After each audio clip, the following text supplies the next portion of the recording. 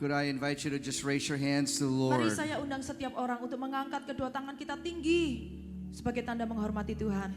The Lord is here. Tuhan ada di tengah-tengah kita. And even the dance and the worship honors Him. Bahkan penari dan penyembah, pemusik semua menghargai Tuhan, The menghormati Bible Tuhan. says He inhabits the praises of His people.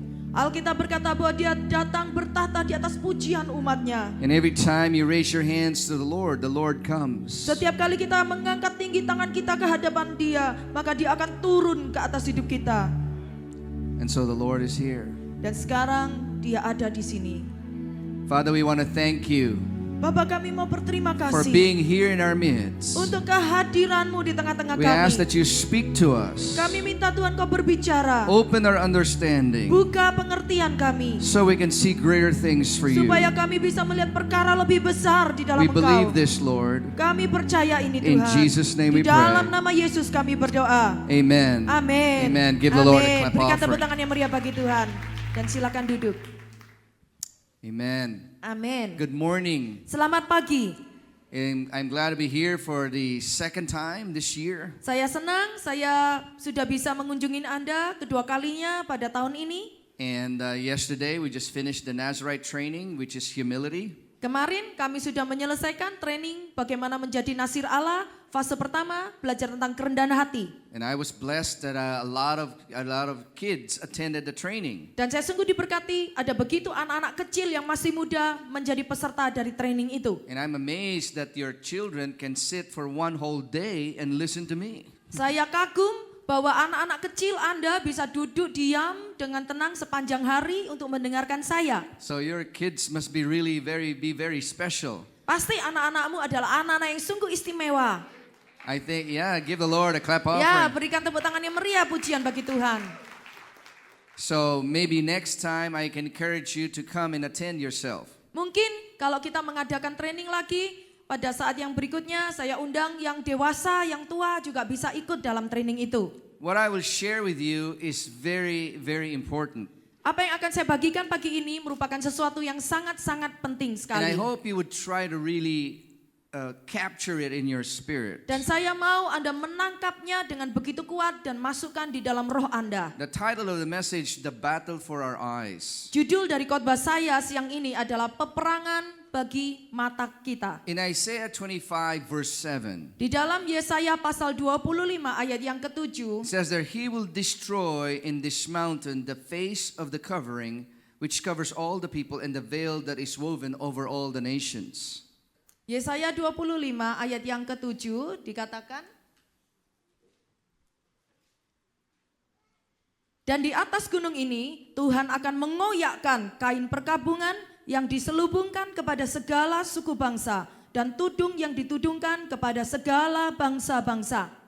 Now it describes a veil that is woven over all the nations. Ini menggambarkan bahwa ternyata ada selubung kain yang diselubungkan menutupi bangsa-bangsa. And as I've been to many other countries in the world, Dan saya sudah mengunjungi kepada banyak negara di dunia. I always see this. Saya selalu melihat kain ini. Even after you prayed for people and people gets healed, Bahkan setelah engkau mendoakan orang sakit disembuhkan. it's like they still don't understand. Tetap mereka tidak mengerti. Even when God does a miracle in front of people, Bahkan ketika Tuhan mengadakan mujizat di depan banyak orang, somehow they still don't get it. kadang-kadang orang masih tidak bisa mengerti. It's like there's a veil over their head, over their Sama eyes. seperti kelihatannya ada kain yang masih menyelubungi mata dan pikiran mereka. There's something that covers them that they can't see. Ada sesuatu yang menyelubungi sehingga mereka tidak bisa melihat. Now, in a passage in the New Testament, Di dalam suatu pasal di dalam kisah perjanjian baru, in Mark chapter 8, verses 22 to di 26, dalam kitab Markus pasal yang ke-8 ayat 22 sampai dengan ke-6, Jesus is faced with the same veil.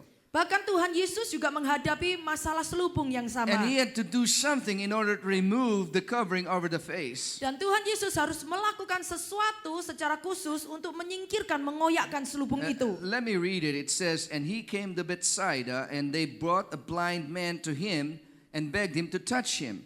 And he took the blind man by the hand and led him out of the town. And we had spat on his eyes. He had put his hands on him. And he asked him if he saw anything. And he looked up and said, I see men as trees walking. And after that, he put his hands again on his eyes and made him look up. And he was restored and saw clearly. And he sent him away to his house, saying, neither go into the town nor tell it to any in the town. Markus 8 ayat 22 sampai dengan 26 berkata, kemudian tibalah Yesus dan murid-muridnya di Betsaida. Di situ orang membawa kepada Yesus seorang buta dan mereka memohon kepadanya supaya ia menjamah dia. Yesus memegang tangan orang buta itu dan membawa dia keluar kampung. Lalu ia meludahi mata orang itu dan meletakkan tangannya atasnya dan bertanya, sudahkah kau lihat sesuatu? Orang itu memandang ke depan lalu berkata, aku melihat orang. Sebab melihat mereka berjalan-jalan, tetapi tampaknya seperti pohon-pohon. Yesus meletakkan lagi tangannya pada mata orang itu. Maka orang itu sungguh-sungguh melihat dan telah sembuh. Sehingga ia dapat melihat segala sesuatu dengan jelas. Sesudah itu, Yesus menyuruh dia pulang ke rumahnya dan berkata, jangan masuk ke kampung.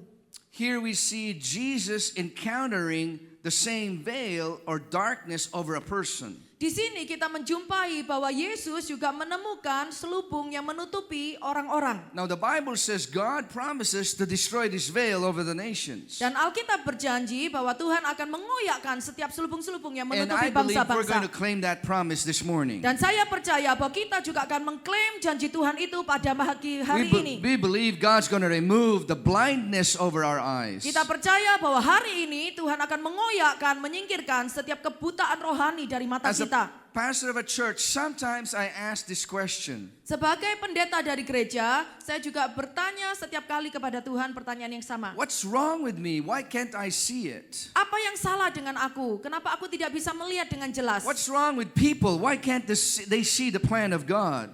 Apa yang salah dengan umatmu? Kenapa mereka tidak bisa melihat rencana Tuhan dengan Why jelas? some people are so blinded to the attacks of the enemy? Kenapa ada orang yang begitu buta tidak bisa melihat serangan iblis dalam hidupnya? Why can't I sense what God is doing in my marriage or in my family? Kenapa aku tidak bisa merasakan Tuhan bekerja di dalam keluargaku dan pernikahanku? How come I don't see God working in my business or my career? Kenapa aku tidak bisa melihat Tuhan bekerja di dalam karir dan bisnisku? And many times we don't feel the presence of God. Dan kemudian aku mulai merasakan hadirat Tuhan. Is it possible that there is a veil over our spiritual eyes? Apakah mungkin ternyata kita masih memiliki selubung yang menutupi mata rohani Is it kita? possible that we are partially blind? Apakah mungkin bahwa kita orang percaya masih tetap separuh buta? We can see a man, but we see men like trees walking. Kita bisa melihat orang berjalan tapi kelihatan samar-samar seperti pohon yang berjalan. Some would say, I can see what God wants to do, but I can only see it in a blur. I don't see it clearly. Mungkin beberapa darimu berkata, aku bisa melihat Tuhan bekerja, rencana Tuhan, tapi aku tidak bisa melihat dengan jelas, aku melihat dengan samar-samar. Maybe we too are encountering that veil or darkness. Mungkin kita juga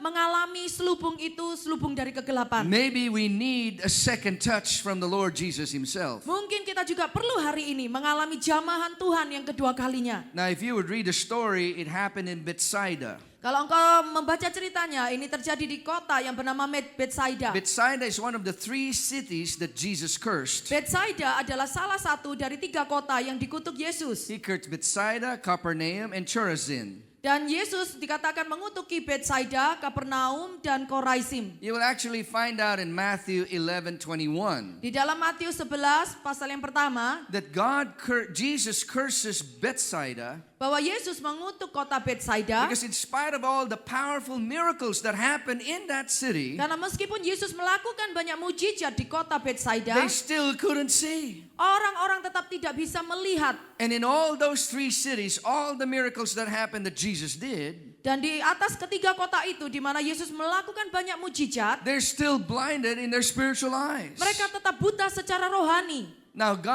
Jesus has cursed these 3 cities, and these 3 cities today are all destroyed. Dan apa yang dikutuk oleh Tuhan Yesus pada waktu itu, maka kota-kota itu sudah tidak ada lagi pada zaman There sekarang are ini. many cities that are already there during the time of Jesus, Ada banyak kota-kota yang ada pada waktu Yesus hidup, like Tiberias. seperti kota Tiberias. And Tiberias is still here today. Dan kota Tiberias masih tetap ada sampai hari ini. But if you go to Israel today Tapi kalau engkau pergi ke kota Israel and hari you look ini, at Bethsaida, it's all destroyed dan kalau engkau cari kota Betsaida, tidak akan ditemukan lagi, sudah hancur. because of blindness. oleh karena kebutaan mata mereka. I think we have to understand that there's something here that God is trying to tell us. Dan saya mau supaya engkau mengerti bahwa ada sesuatu yang penting yang mau Tuhan sampaikan hari ini. Jesus sees a blind man. Tuhan menjumpai orang yang buta, He spat on his eyes, kemudian dia mengobati menyembuhkan matanya. laying hands on his Dia eyes. tumpang tangan untuk mata A orang miracle buta. happened. Mujizat terjadi. He started to see, Orang buta mulai melihat, but he didn't see clearly. tapi dia tidak bisa melihat dengan jelas. He asked the blind, "What do you see?" Tuhan bertanya, apa yang kau lihat? And he says, "I see men like trees walking." Dan dia menjawab, aku melihat orang berjalan seperti pohon. And Jesus had to touch his eyes the second time. Karena itu Tuhan perlu menjamah dia untuk kedua kalinya. Some people would ask, why can't Jesus heal him on the first touch? Mungkin orang-orang bertanya, kenapa tidak jadi sembuh ketika dijamah Tuhan pertama kali? Other people would say, maybe the faith of Jesus is not perfect. Ada orang yang berkata, mungkin iman Yesus tidak sempurna. Oh, this is about the blind man. His faith is not perfect. Oh, atau ini mungkin iman orang buta itu tidak sempurna. I don't think it's about the blind man. I don't think it's about Jesus. Tapi saya tidak percaya itu berkaitan dengan iman Yesus maupun iman orang buta. I think this is a story about you and me. Tapi ini adalah cerita mengenai engkau dan saya. I am the blind man. You are the blind man. Saya orang buta dan engkau juga orang buta. And many times we know the Lord, but we still don't see things clearly. Banyak kali kita sudah percaya Tuhan, tapi kita tetap tidak bisa melihat dengan jelas. You become a Christian and you go to church. Engkau jadi orang Kristen, engkau pergi gereja. But in spite of that, you only see a portion and you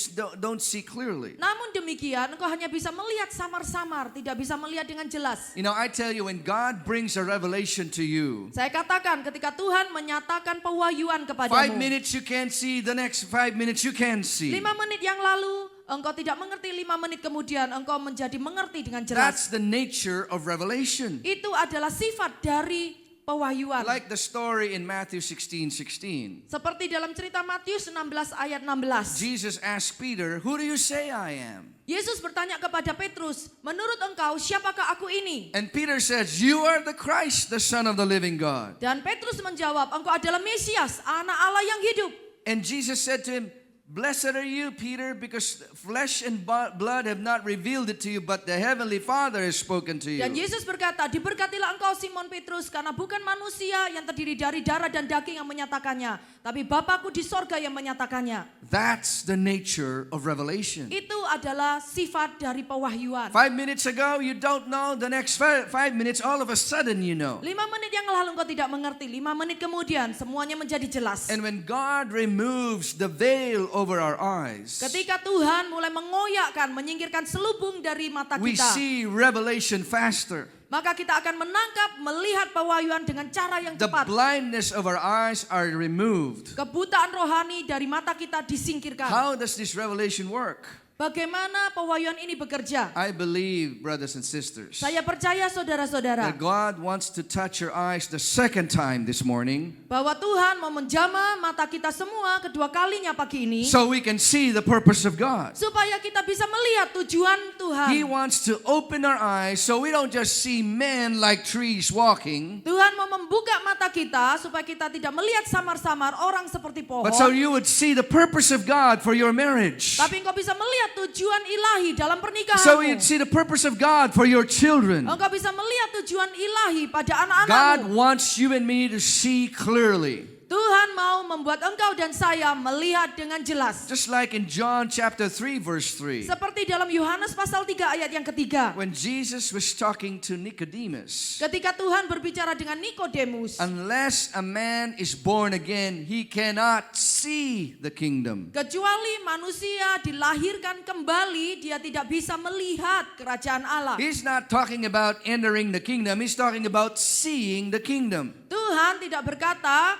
tentang masuk kerajaan sorga, tapi dia berkata melihat kerajaan sorga. Brothers and sisters, we must increase our hunger to see. Karena itu saudara-saudara, kita perlu meningkatkan rasa lapar dan haus kita untuk melihat secara We rohani. must say, Lord, I don't want to see partially. I want to see 100%.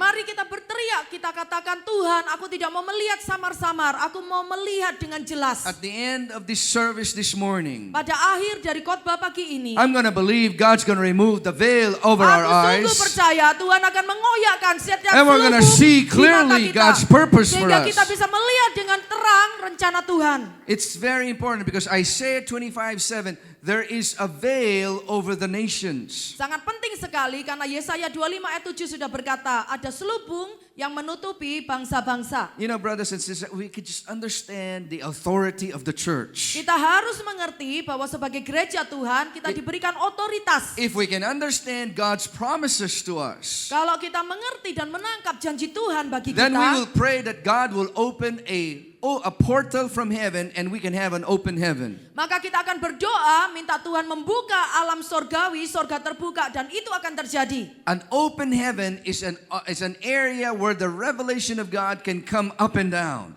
Sorga yang terbuka adalah suatu tempat, suatu kesempatan di mana bahwa firman pewahyuan Tuhan itu akan datang mengalir secara An bebas. open heaven is where the light and the power of God can come freely without the veil. Sorga terbuka berarti terang dan kuasa Tuhan mengalir secara bebas tanpa ada selubung yang menghalangi. It is always easier to operate under an open heaven. Hidup akan menjadi lebih mudah untuk bekerja, melakukan semua hal kalau kita tinggal di bawah alam sorga yang I terbuka. don't know if you ever felt this when you pray sometimes. Saya tidak tahu apakah engkau masih memiliki selubung yang menutupi ketika engkau doa pagi ini. You're praying so hard but you feel like the heavens are closed. Engkau berdoa dengan begitu keras tapi engkau tetap merasa sepertinya sorga itu tertutup. Well, I believe God wants to bring an open heaven into this church. Dan saya percaya bahwa Tuhan akan membawa sorga yang terbuka atas gereja ini. So that when we pray, we can feel the presence of God coming down. Sehingga ketika kita berdoa, kita akan merasakan hadirat Tuhan turun.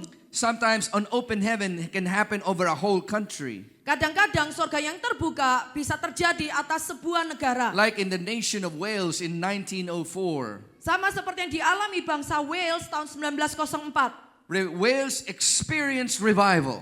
Negara Wales mengalami suatu kebangunan rohani. In less than a few months, 100,000 people become Christian. Dalam sekian bulan saja Tuhan bekerja membawa lebih dari 100,000 orang datang kepada Without Tuhan. radio and television, all of a sudden everybody wants to become Bahkan pada Christian. zaman itu masih belum ada radio dan televisi, tapi lebih dari 100,000 orang datang mencari There Tuhan. was an open heaven in Wales. Itu berarti ada sorga yang terbuka atas negara Now, Wales. if God can do that in Wales, He can do that in America. Saya percaya kalau Tuhan yang sama sanggup melakukan di Wales, Tuhan yang sama sanggup melakukannya di If He can do Amerika. that in Wales, He can do that in this church. Kalau Tuhan bisa melakukan di Amerika, Tuhan yang sama bisa melakukan di gereja ini. We must break the veil over the nations. Kita harus mengoyakkan selubung-selubung yang menutupi You bangsa-bangsa. know, just like a couple of years ago, NASA sent Hubble telescope into space. Beberapa tahun yang lampau, NASA mengirimkan teleskop Hubble ke luar angkasa. 600 kilometers from Earth. Jauhnya 600 km dari permukaan bumi. And all the Hubble telescope does is just take pictures. Dan yang dilakukan oleh Hubble teleskop itu hanya memotret-motret saja. Just take pictures of the universe. Mengambil gambar dari seluruh permukaan dunia. That telescope is 500 times clearer than any other telescope Dan on Earth. teleskop Hubble ini mempunyai daya penangkapan, daya penglihatan 500 kali lipat lebih besar, lebih jelas daripada teleskop It's lain. even more clear than our eyes. Bahkan teleskop ini lebih jelas dan lebih tepat akurat penglihatannya daripada mata And kita. because of the pictures that the Hubble telescope has taken, many secrets of the universe have been revealed. Dan karena gambar-gambar yang bisa diambil oleh teleskop Hubble ini atas permukaan bumi, banyak rahasia-rahasia tentang permukaan bumi yang kita tidak tahu sebelumnya bisa kita pelajari. That's the reason why we need to see clearly. Itulah alasan kenapa kita perlu melihat secara alam roh dengan lebih jelas. God wants to take the blur from our eyes Karena Tuhan mau menyingkirkan setiap kesamar-samaran so we dari can mata see kita. clearly the purpose of God. Supaya kita bisa melihat dengan jelas tujuan ilahi. Like for example in Isaiah chapter 6. Contohnya dalam Yesaya pasal yang ke-6. Isaiah experienced an open heaven. Yesaya mengalami sorga terbuka. He looks to heaven and he sees the throne of God. Yesaya bisa melihat ke sorga dan melihat ada tahta Allah And he berdiri. heard the angels crying out, Dan dia mendengar suara malaikat berseru-seru. Holy, holy, holy is the Lord of hosts. Kudus, kudus, kuduslah Tuhan yang maha tinggi. The whole earth is full of his glory. Seluruh dunia dipenuhi dengan kemuliaannya. And Isaiah was wondering, what are you talking about? The whole earth is full of his glory. Mungkin engkau bertanya-tanya, apa maksudmu seluruh dunia dipenuhi kemuliaan Tuhan? At that time, there is war in Israel. Pada waktu itu ada banyak perang terjadi di Israel. King Uzziah just died. Raja Hizkia baru saja meninggal. And there's turmoil in Israel. Dan ada banyak pergolakan di tanah Israel. How can the whole earth be full of his glory? Bagaimana engkau berkata seluruh bumi penuh dengan kemuliaanmu? I tell you, brothers and sisters, Saya even mau today, katakan ini, bahkan hari ini, at this very moment, saat ini, somebody in America is being killed. ada seorang yang terbunuh di Amerika. Very possible that a girl is being abused. Ada banyak kemungkinan seorang gadis yang dianiaya di Amerika. If so, how can the whole earth be full of the glory of Jadi God? bagaimana seluruh bumi dipenuhi dengan kemuliaan Tuhan? The angels are seeing something we can't see. Karena mata malaikat melihat sesuatu yang tidak bisa kita lihat dengan mata The kita. angels have no veil over their eyes so they can see something that we can't see. Karena malaikat melihat dengan tanpa selubung di matanya sehingga dia bisa melihat yang lebih jauh And daripada when yang they kita lihat. see the earth, even though there's turmoil, they see the future. Jadi ketika malaikat melihat bumi yang penuh dengan pergolakan, dia bisa melihat masa depannya. And God's plan for the earth is victory and not defeat. Dan masa depan bagi dunia ini adalah masa depan yang penuh kemenangan dan gilang You know, gemilang. if you look at many problems in the world today, Kalau engkau melihat begitu banyak masalah di dunia ini, you know, the economy of America, the economy of Europe, engkau melihat ekonomi Amerika, ekonomi Eropa. it's all looking bad. Kalau engkau menoleh ke belakang, The war in the Middle East, persoalan di Timur Tengah, the problems and the issues we have in our country. persoalan ISIS di banyak negara. Oh, it's going to be bad. Oh, semuanya akan menjadi lebih buruk. But when God looks at the earth, Tapi kalau Tuhan sendiri yang melihat atas He bumi, says the whole earth is full of my Dia glory. berkata bahwa bumi ini akan penuh dengan kemuliaanku. He says America is full of the glory Dan of dia God. berkata Amerika akan penuh dengan kemuliaan He Tuhan. says there will be victory in America Dan dia berkata Amerika akan mengalami kemenangan. because God can see clearly. Karena mata Tuhan bisa melihat dengan lebih tajam. Listen to me, brothers and sisters. Dengarkan aku saudara-saudara. The greatest battle for the church today is the battle for the eyes of the church. Peperangan terbesar yang dihadapi oleh gereja saat ini adalah peperangan bagaimana melihat dengan mata kita, mata Satan rohani. is fighting for your eyes. Karena setan selalu berusaha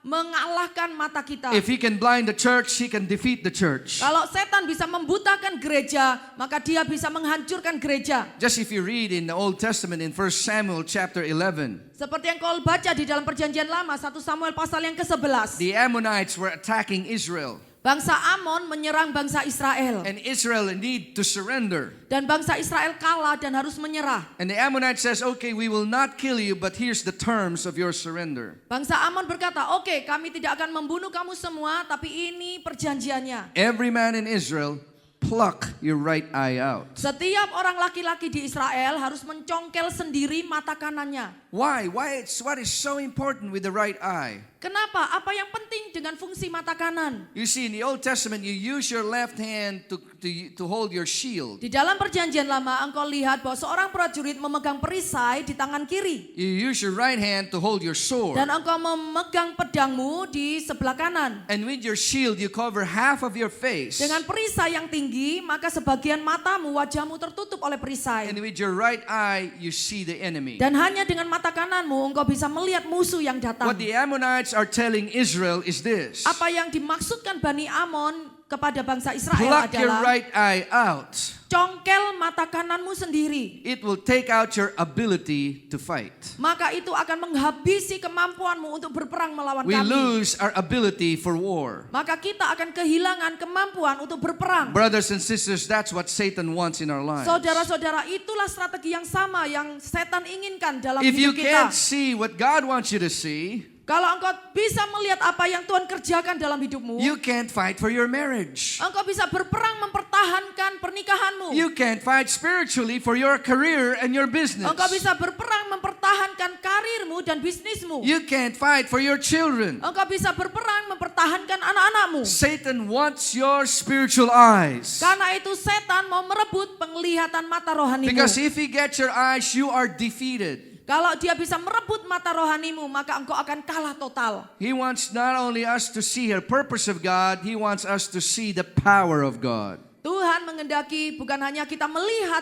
tujuan ilahi, tapi melihat kuasanya. Take a look at the Bible. Mari kalau kita belajar dalam The Alkitab. last king, the last judge, and the last church in the Bible. Raja yang terakhir, hakim yang terakhir, dan gereja yang terakhir yang disebut dalam All of Alkitab. them have one thing in common. Semuanya memiliki satu kesamaan. The last king, the last judge, and the last church, they are all blind. Raja yang terakhir, hakim yang terakhir, gereja yang terakhir dikatakan oleh Alkitab mereka semua buta. The last judge was Samson. He was blind when he died. Simpson adalah hakim terakhir dan dia mati dalam keadaan buta. The last king, Zedekiah, he was also blind when he died. Raja Israel terakhir, Raja Sedekia, dia mati dalam keadaan buta. And the last church in the book of Revelation, Dan gereja yang terakhir yang disebut dalam kitab the Wahyu, church in Laodicea, gereja Laodikia.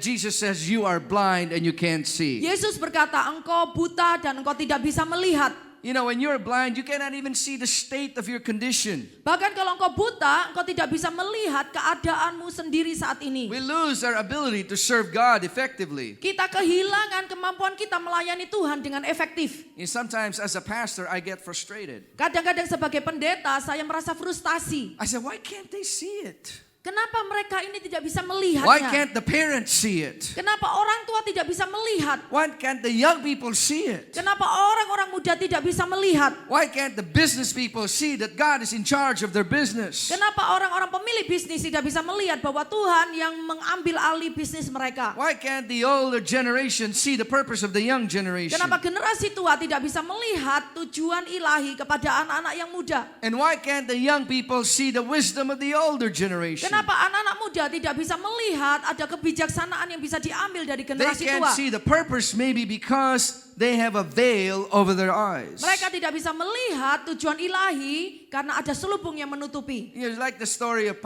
Dr. Yonggi Cho, Seperti ilustrasi cerita dari Pastor Yonggi Cho, pastor of the biggest church in Korea. yaitu pendeta dari gereja terbesar di Korea. When his church, he only had 5 members. Pada waktu pertama kali dia memulai gereja, dia hanya punya 5 jemaat. God spoke to him and told him, you will have the biggest church in Korea. Dan Tuhan bernubuat bahwa engkau suatu hari akan memperoleh gereja yang paling besar, menjadi gereja terbesar di Korea. And he stood up in front of his church with 5 members. Dan dia mengumumkan itu di depan anggota 5 jemaatnya. God told me we will have the biggest church in Korea. Tuhan berkata bahwa gereja kita akan menjadi gereja yang paling besar di Korea Selatan. Everybody in the church laughed. Semua orang di gereja mentertawakan dia. His girlfriend told Pastor Yonggi Cho, if you say that again, I will leave you. Bahkan pacarnya saat itu berkata, kalau engkau mengulangi perkataan itu, aku akan meninggalkanmu.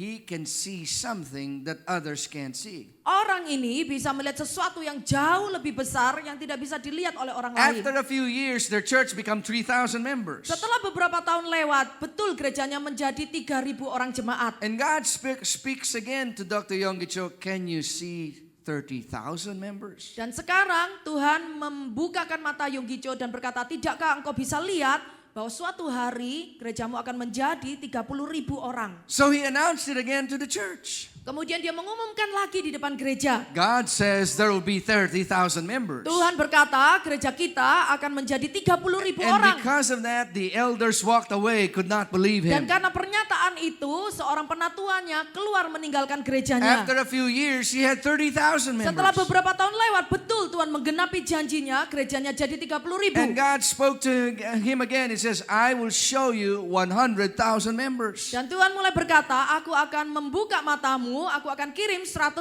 orang. When he announced it in the church, Ketika dia mengumumkannya di gereja, many said, Aren't you satisfied with 30,000 members? Banyak orang mengeluh, engkau tidak puas dengan punya 30.000 jemaat. That's a lot of people already. 30.000 itu sudah cukup banyak. They can't see what he can see. Jemaat tidak bisa melihat apa yang pendetanya lihat. God says there will be 100,000 members. Tuhan berjanji akan ada 100.000 orang. Again, the elders left the church. Lagi-lagi ada penatua yang tidak setuju dan meninggalkan gereja. And Pastor Yonggi Cho started a building project. Kemudian Yonggi Cho mulai membangun proyek, membangun gedung. After many years of work, Setelah bertahun-tahun membangun, on the very first Sunday service, pada hari Minggu pertama gereja baru dibuka, 100,000 people come to his church. 100.000 orang jiwa Tuhan kirimkan kepada gereja itu. He can see, Dia bisa melihat others cannot see. di mana orang lain tidak bisa melihat. And in the peak of Pastor Yonggi's church, he had 750,000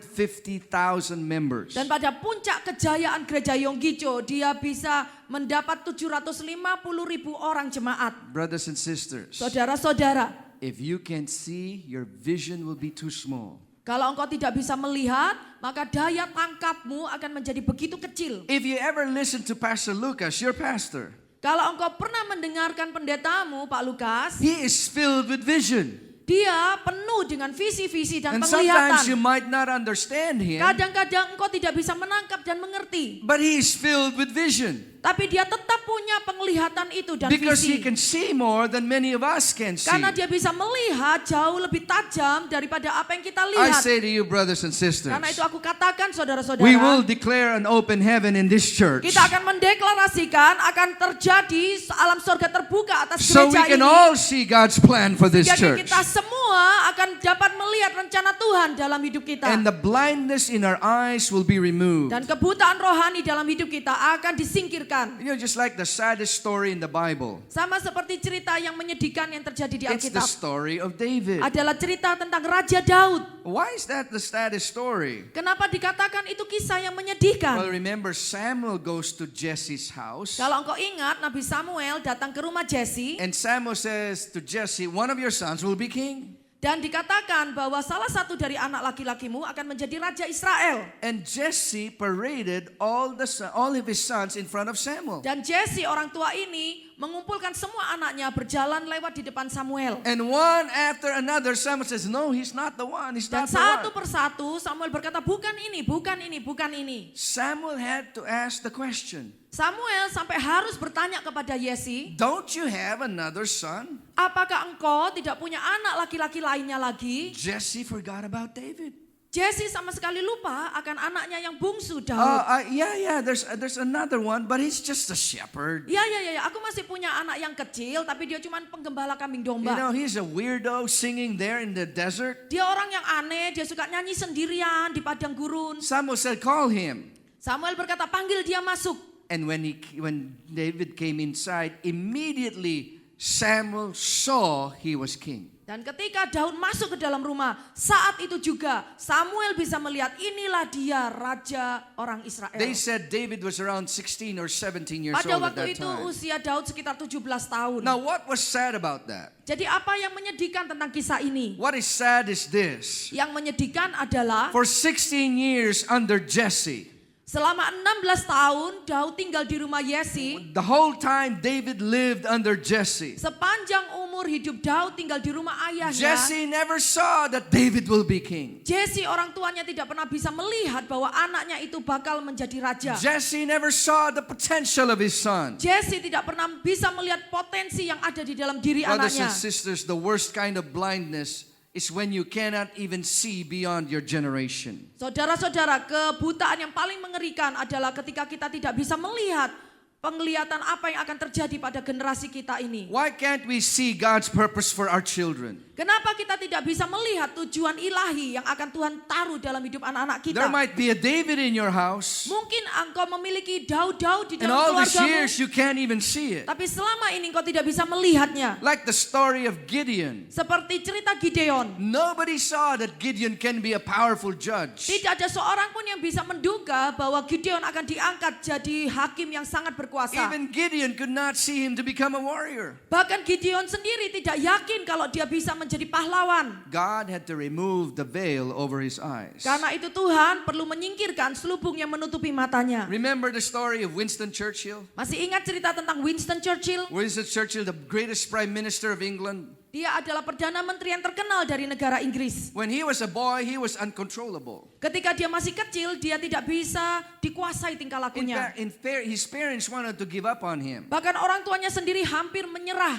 He actually failed every English class he went to. Bahkan dia selalu tidak naik kelas, gagal di dalam setiap mata pelajaran bahasa And Inggris. Winston Churchill, when he speaks, he stutters. Dan ketika Churchill masih kecil, dia selalu gagap ketika harus berbicara. But a nanny believed in him. Somehow there's greatness in this boy. Tapi ada seorang perawat yang melihat ada kemampuan yang besar di dalam dirinya. And this nanny had patience with him and raised him up to be a man of God. Dan perawat ini dengan kesabaran yang luar biasa membesarkan dia sehingga dia dipakai oleh Allah. When Winston Churchill became prime minister, Ketika Winston Churchill jadi Perdana Menteri, it was the speeches of Winston Churchill that made them win the war. pidato-pidato dari Churchill lah yang bisa memenangkan perang dunia saat itu. I tell you, brothers and sisters, Saya katakan sekali lagi if there's a saudara-saudara, veil over your eyes, kalau tetap ada selubung yang menutupi matamu, you can't see the purpose of God even in the next generation. engkau tidak bisa melihat tujuan ilahi yang Tuhan kerjakan pada generasi berikutnya. Every parent that is here, Setiap orang tua yang ada di tempat ini, you must ask God to open up your eyes to see God's purpose for your children. engkau harus minta kepada Tuhan membuka selubung dalam matamu supaya engkau bisa melihat tujuan ilahi dalam Like the hidup story anakmu. of the blind man with Jesus. Mari kita lihat tentang cerita orang buta Bartimeus. Another blind man called Bartimaeus. Ada seorang buta bernama Bartimeus. God says to him, "What do you want?"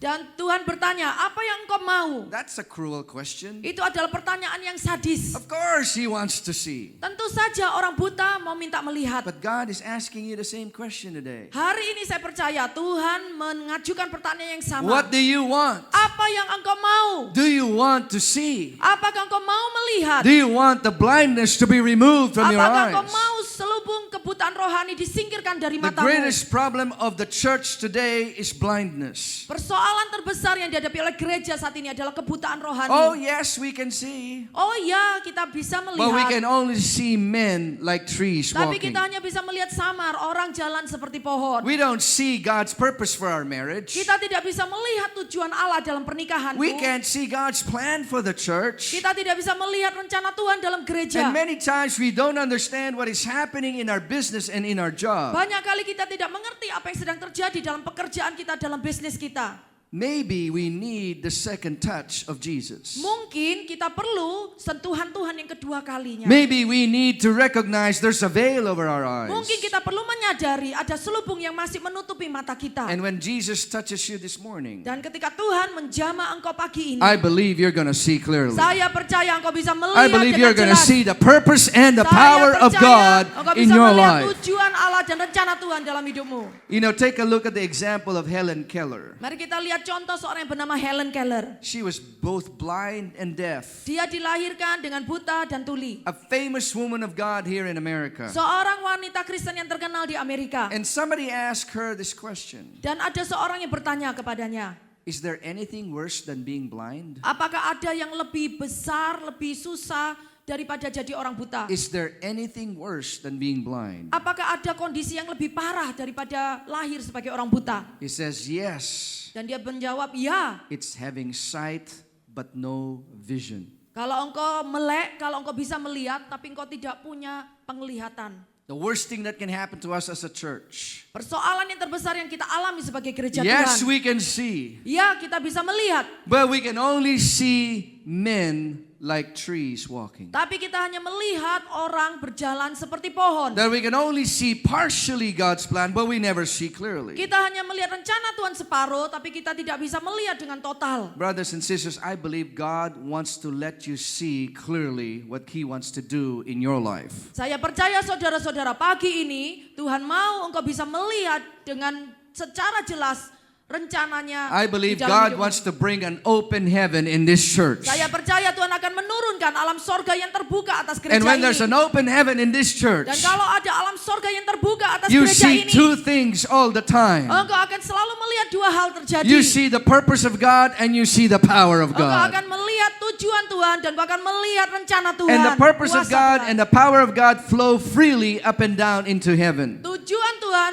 dan kuasa Tuhan akan mengalir dengan bebas dari tata Allah. Before we pray, I wanted to pray for you like the prayer of the Apostle Sebelum Paul kita berdoa, saya akan minta saudara mengerti doa yang dinaikkan oleh Paulus in the book of Ephesians. di dalam kitab Efesus. Take a look at what he says. Lihat apa yang dia katakan. You know, sometimes I feel when I talk to a lot of people in the church, Kadang-kadang ketika saya berbicara pada banyak orang di gereja, you get frustrated, engkau merasa frustasi, you get discouraged. engkau merasa patah semangat. Why can't they see? Kenapa mereka tidak bisa Why melihat? can't they understand? Kenapa mereka tidak mengerti? And the Lord spoke to me. Dan Tuhan berbicara, I am never frustrated. aku Tuhan tidak pernah merasa frustasi. God told me I am never surprised. Tuhan berkata, aku tidak pernah terkejut. I am never discouraged. Aku tidak pernah putus pengharapan. Because I can see clearly. Karena aku Tuhan bisa melihat lebih jelas. I say this to you, brothers and sisters. Saya katakan hari ini padamu. You might be having some problems in your home, Mungkin engkau mengalami masalah di rumah. problems in your relationship, Masalah dalam hubungan. problems in your job or your Masalah career, dalam pekerjaan karir. problems in your business. Masalah dalam bisnis. When God looks at you, Tapi kalau Tuhan melihat He engkau, is never discouraged. Dia tidak pernah putus asa. Because at the very end, you will be victorious. Karena pada akhirnya engkau tetap akan menang. He knows you will be victorious. Tuhan tahu engkau akan jadi pemenang. God is never discouraged when He look at us. Tuhan tidak pernah putus pengharapan ketika dia melihat God kita. is never frustrated when He looks at America Tuhan tidak pernah frustasi ketika dia melihat Amerika. because He can see it clearly. Karena Tuhan bisa melihat dengan lebih jelas. This is the prayer of the Apostle Paul to the church. Ini adalah inti doa Paulus kepada gereja di Efesus. Look at his prayer in Ephesians 1:16 to 19. Mari kita lihat di dalam Efesus pasal 1 ayat 16 sampai 19. I do not cease giving thanks for you, making mention you in my prayers, that the God of our Lord Jesus Christ, the Father of glory, may give you a spirit of wisdom and revelation in the knowledge of Him, the eyes of your understanding being enlightened, that you may know the hope of your calling, and what is the riches of the glory of His inheritance in the saints, and what is the surpassing greatness of His power toward us who believe. Aku pun tidak berhenti mengucap syukur karena kamu. Dan aku selalu mengingat kamu dalam doaku. Dan meminta kepada Allah Tuhan kita, Yesus Kristus, yaitu Bapa yang mulia itu, supaya Ia memberikan kepadamu roh hikmat dan wahyu untuk mengenal Dia dengan benar. Dan supaya Ia menjadikan mata hatimu terang, agar kamu mengerti pengharapan apakah yang terkandung dalam panggilannya, betapa kayanya kemuliaan bagian yang ditentukannya bagi orang-orang kudus, dan betapa hebat kuasanya bagi kita yang percaya sesuai dengan kekuatan kuasanya.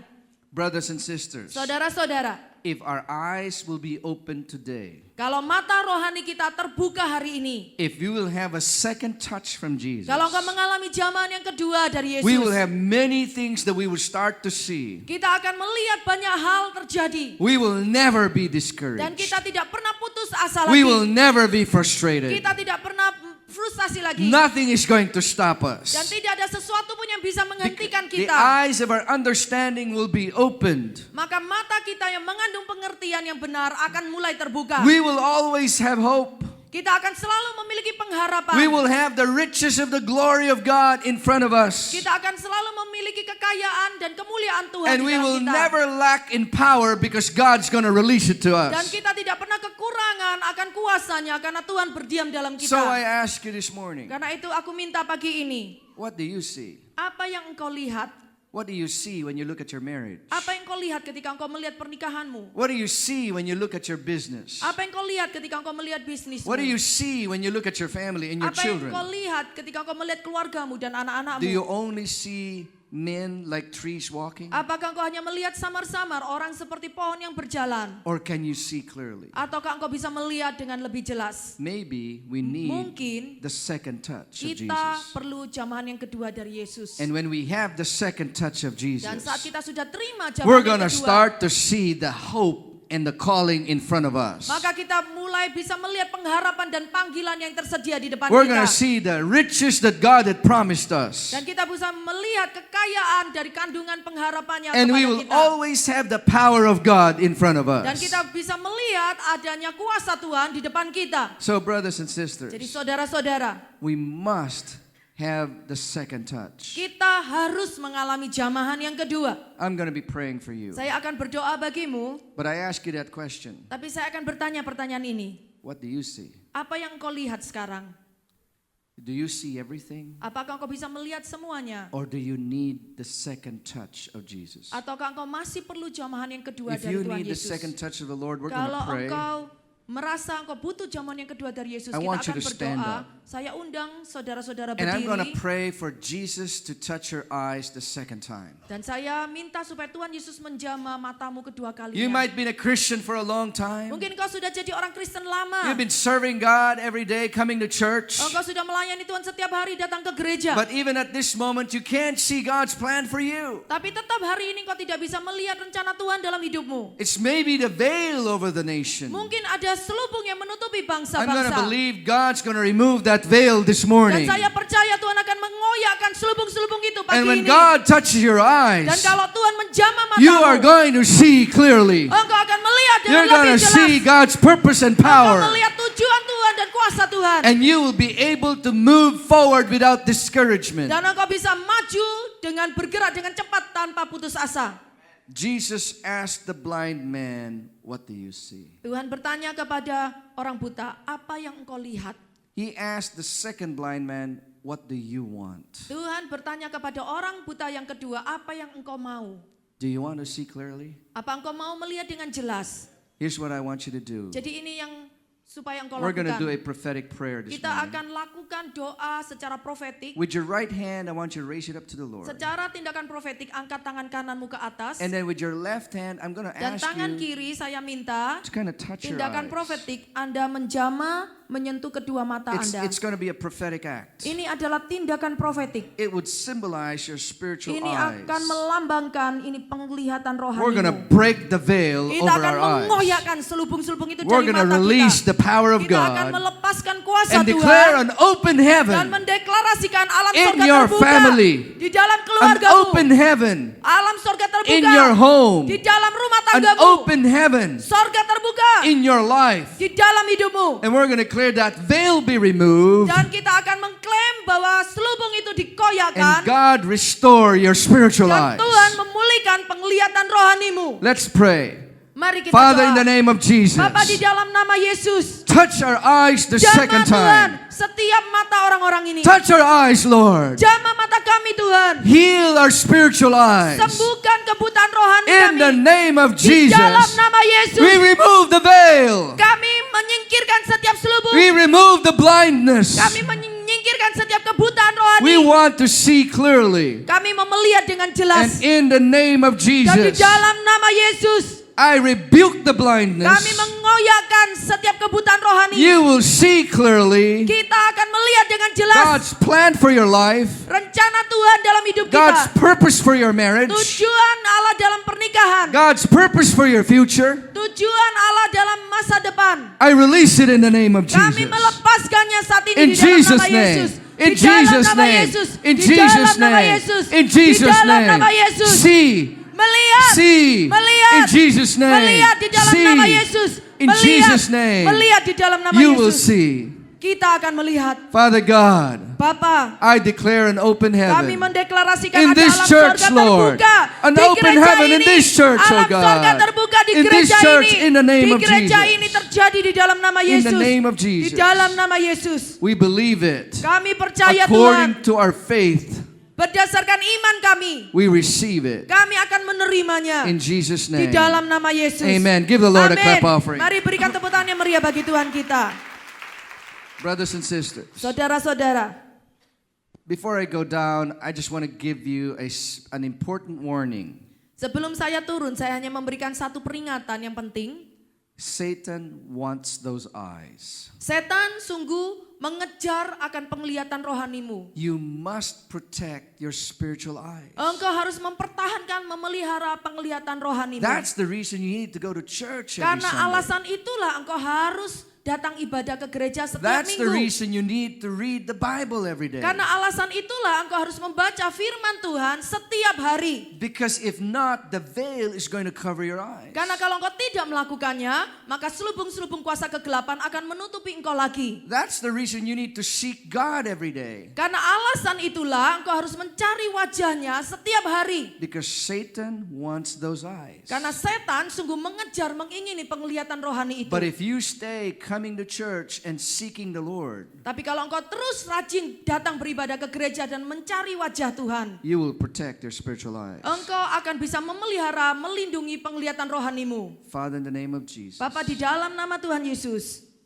strengthen us so we can kuatkan kami Tuhan. protect our Supaya spiritual kami eyes. bisa mempertahankan, melindungi mata rohani So we will kami. always know what Supaya to do. kami selalu mengerti apa yang harus kami lakukan. We thank you, Lord. Terima kasih In Tuhan. Jesus' name Di we dalam pray. nama Yesus kami berdoa. Amen and amen. Give the Lord a Amin. clap Berikan offering. tepuk tangan yang meriah bagi Tuhan.